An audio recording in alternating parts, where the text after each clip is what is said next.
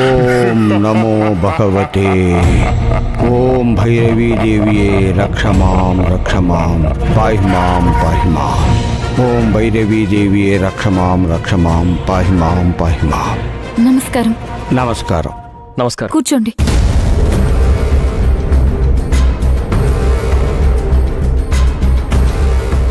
గురూజీ, ఇంట్లో జరుగుతున్న సమస్యలు ఏమీ అర్థం కావడం లేదు.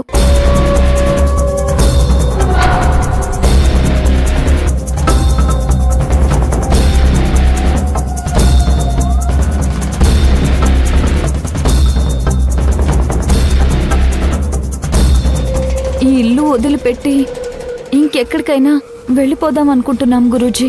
మీరెక్కడికి వెళ్ళినా ఈ ప్రభావం మీ మీద ఉంటుంది. మీ కష్టాలు ఈ ప్రదేశంతో కాదు, మీరు ఎక్కడికి వెళ్ళినా ఈ దుష్ట శక్తులు వెంటాడుతూనే ఉంటాయి. ప్రస్తుతానికి ఆ శక్తికి పదశీలం చేస్తాను, నేను పూజ చేస్తాను. ఏమైంది? నన్నెవరో పిలిచినట్టు అనిపిస్తుంది.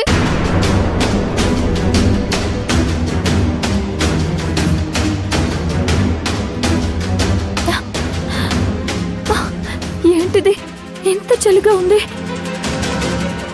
ఆత్మలు తిరిగే ప్రదేశం చల్లగానే ఉంటుందమ్మా.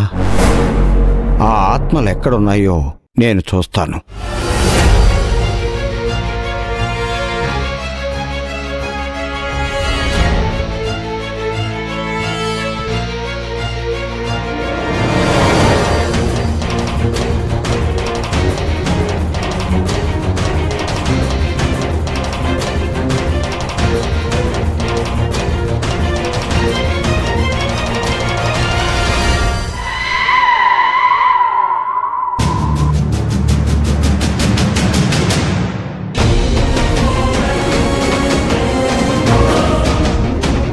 ఆ పక్కనే ఉందని చూపిస్తుంది.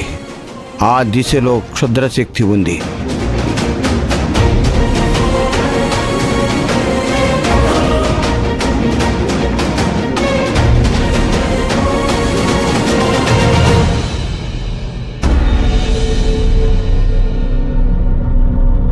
నేను చూసొస్తాను, మీరిక్కడే ఉండండి.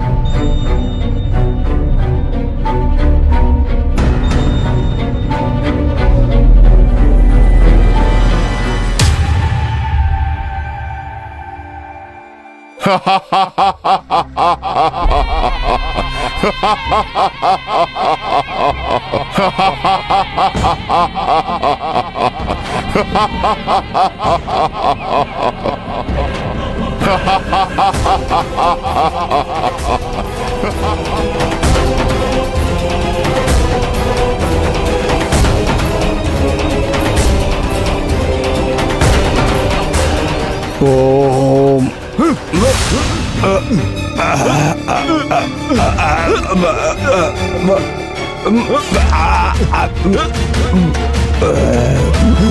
ఓం శ్రీ మాత్రే నమః. శ్రీ మాత్రే నమః.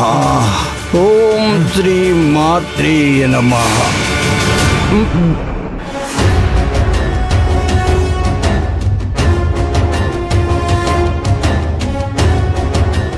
ఓం భగవతీ దేవియే నమః. ఓం భగవతీ దేవియే నమః. ఓం భగవతీ దేవియే నమః.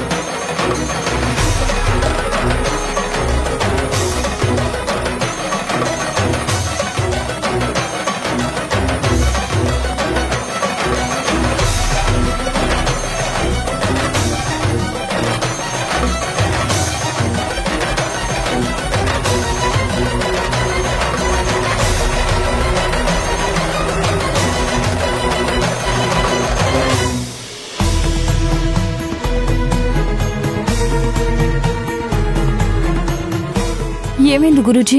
ఆత్మను దిగ్బంధనం చేశాను. ఏ కారణం చేత కూడా ఆ బంధనాలను తొలగించవద్దు. నేను కట్టిన దారాలు విప్పవద్దు. ఈ రోజు నుంచి 9 రోజుల పాటు ఇంట్లో ఒక చుక్క రక్తం కూడా నేల మీద పడకూడదు. అలా పడితే ఆత్మకి విడుదల లభిస్తుంది.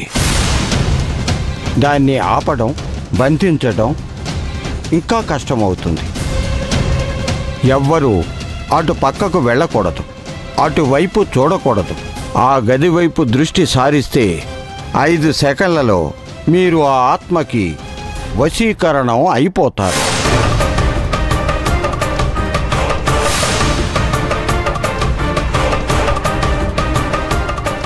ఆ వైపు కన్నెత్తి కూడా చూడకండి.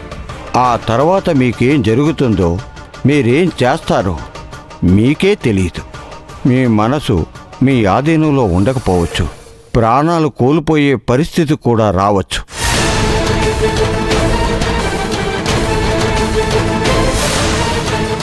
తొమ్మిది రోజుల్లో ఆ దుష్ట శక్తికి శక్తి తగ్గిపోయి గాలిలో విలీనమైపోతుంది.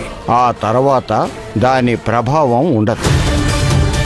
9 రోజుల తర్వాత నేను వచ్చి పరీక్షిస్తాను. అప్పటి వరకు మీరు ఆ గది వైపు ఎక్కువగా వెళ్ళకండి. ఆ ఆత్మ మిమ్మల్ని వేడుకుంటుంది, ఏడుస్తుంది, బ్రతిమాలుతుంది, ప్రాధేయపడుతుంది. మిమ్మల్ని ప్రసన్నం చేసుకోవడానికి రకరకాలుగా ప్రయత్నిస్తుంది.